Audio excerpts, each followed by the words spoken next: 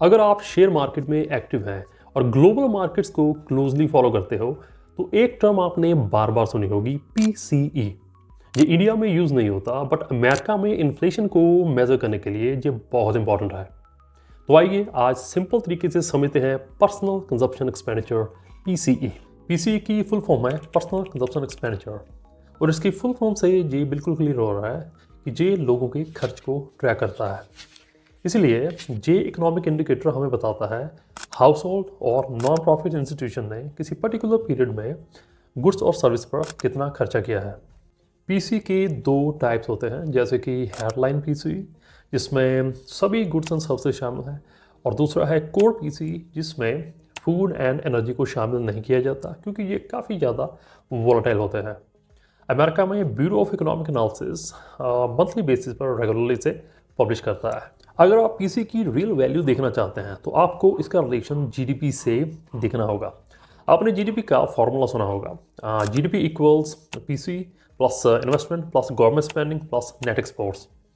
PC GDP का लगभग 65 to 70% cover करता है, इन्वेस्टमेंट 15 से 20% कवर करता है और गवर्नमेंट स्पेंडिंग भी 15 से 20% जीडीपी का हिस्सा कवर करता है।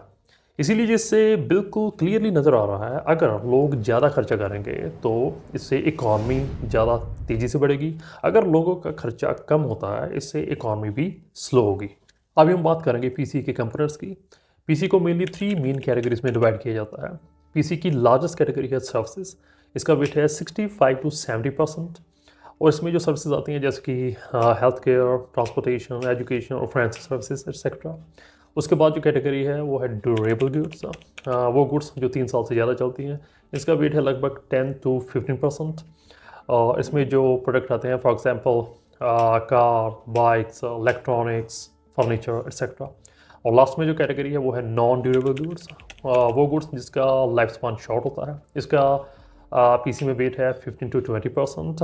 और इसमें जो प्रोडक्ट आते हैं for example food, beverage, clothing etcetera. Federal reserve जो कि अमेरिका का सेंट्रल बैंक है उसका पीसी से बहुत स्ट्रॉन्ग रिलेशन है।